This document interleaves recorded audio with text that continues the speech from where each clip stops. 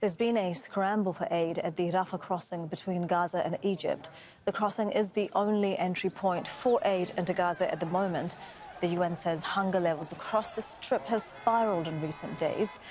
Telecommunication lines in Gaza have been damaged, and this is only complicating humanitarian operations.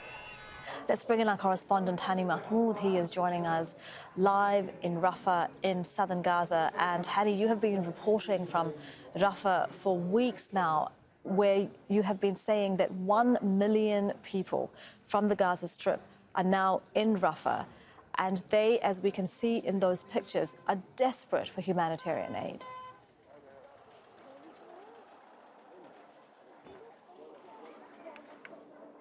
Yes, indeed, very desperate humanitarian situations for not only the residents of Rafah city here, but also for the 1 million displaced Palestinians who, quite frankly, are becoming hungry, thirsty, and traumatized as the war is pounding them, and more unpredictable bombs falling on their homes, destroying their residential homes and their infrastructure. People. And this is very consistent with a report by a statement by the General Deputy Commissioner of UNRWA, who described that there was an imminent starvation going on here. Whatever the amount that has been let in is not enough. It's not enough for those who have been displaced, those who are hungry and thirsty. And if we look at what happened, people pre this war lived in their homes, and they had everything that they needed to sustain them for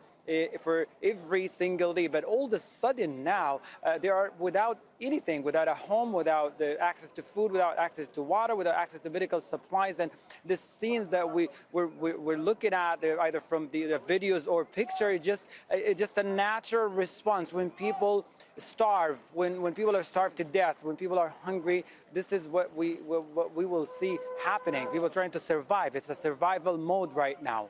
And Hani, the people who have fled to Rafah have escaped or tried to escape attacks from northern, from central Gaza, and one of the most targeted places in Gaza has been the Jabalia refugee camp in the north, and the attacks there are continuing.